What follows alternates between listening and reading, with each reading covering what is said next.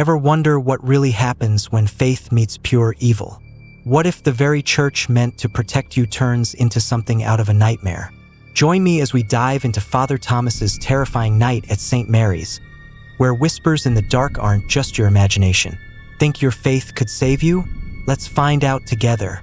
Don't forget to subscribe, drop a comment, and tell me which God you believe in. Who knows, it might just save you one day. Father Thomas's Journal, November 1st, 1978. I have always believed that faith is the light that drives away darkness, but last night, I faced a darkness that nearly extinguished my very soul. I, Father Thomas, was tested in ways I could never have imagined when I arrived at St. Mary's Church, a place of worship that had become a haven for something far more sinister. When I first came to St. Mary's, I was full of hope and determination. The church was old, its walls bearing the weight of centuries of prayers, but there was a heaviness in the air that I couldn't quite place. The townsfolk avoided the church, their faces pale whenever its name was mentioned. They whispered of Father Michael, the previous priest who had died under mysterious circumstances, leaving behind a curse that haunted the church to this day. I dismissed their fears, confident in the power of the Lord to cleanse any evil. But from the first night, I began to see that their fears were not unfounded. It started small, a candle flickering out in the middle of a prayer, a cold draft that chilled me to the bone, despite the warm summer night outside. I would hear whispers in the darkness, voices that seemed to come from the very walls of the church. I told myself it was just the wind, just the old wood settling, but deep down, I knew it was something else. Then, one evening, as I knelt before the altar in prayer, I heard footsteps behind me, slow, deliberate steps that echoed in the empty church. I turned, expecting to see one of the townsfolk, but the nave was empty. The footsteps stopped, and all was silent, but I could feel a presence, something malevolent and ancient, watching me from the shadows.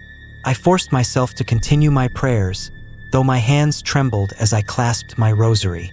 The air grew colder, and I could see my breath in the dim candlelight. The candles flickered and then, one by one, they extinguished, plunging the church into darkness. I felt a hand on my shoulder, cold, icy, and wrong.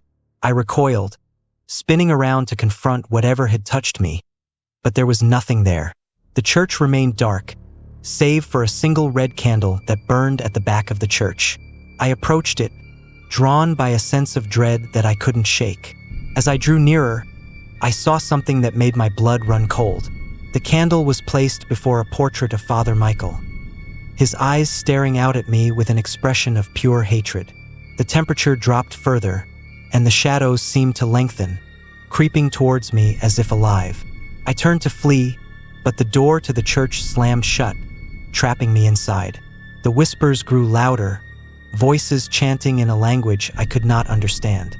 I fell to my knees, clutching my crucifix, and began to pray with all my heart, begging for deliverance from the evil that surrounded me. The temperature continued to drop until it was as though I stood in the depths of winter.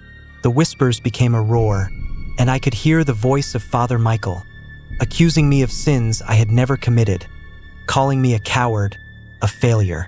His voice was filled with a hatred that shook me to my core. I felt despair creeping into my heart, a darkness that threatened to overwhelm me. My prayers faltered, and I found myself questioning my faith. How could God allow such evil to exist in his house? How could he leave me to face this horror alone?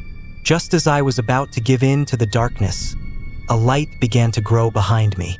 It was warm, comforting, and it drove back the cold and the shadows. I turned, and there he was, Jesus Christ, bathed in a golden light that filled the entire church. His presence was overwhelming, and I fell to my knees, tears streaming down my face as the despair that had gripped me vanished. He spoke no words, but his presence alone was enough to banish the evil that had taken hold of St. Mary's. The shadows retreated, the whispers fell silent, and the portrait of Father Michael seemed to melt away, leaving only a blank canvas. The temperature rose, and the candles reignited, filling the church with a warm, golden light. Jesus extended his hand to me, and I felt a peace that I had never known before. He lifted me to my feet, and as I stood before him, I knew that the evil was gone, banished by his love and light. He was gone as quickly as he had appeared, but the peace he left behind remained. The church was quiet, filled with the holy presence that had once defined it. I knew then that my faith had been tested, and though I had faltered, he had saved me from the darkness that sought to claim me. November 2nd, 1978. St. Mary's is no longer a place of fear. The townsfolk have returned, drawn by the peace that now fills the church. They speak of a miracle, of the light that shines from within the walls, and they no longer fear the darkness that once plagued this place. As for me, my faith is stronger than ever.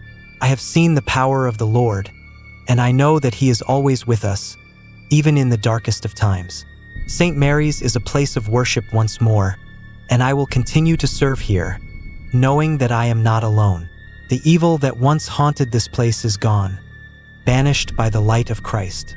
But I will never forget the darkness I faced, or the miracle that saved me.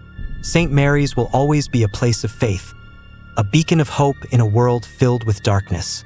And I, Father Thomas, will continue to serve, knowing that even in the face of the greatest evil, the light of faith will always prevail.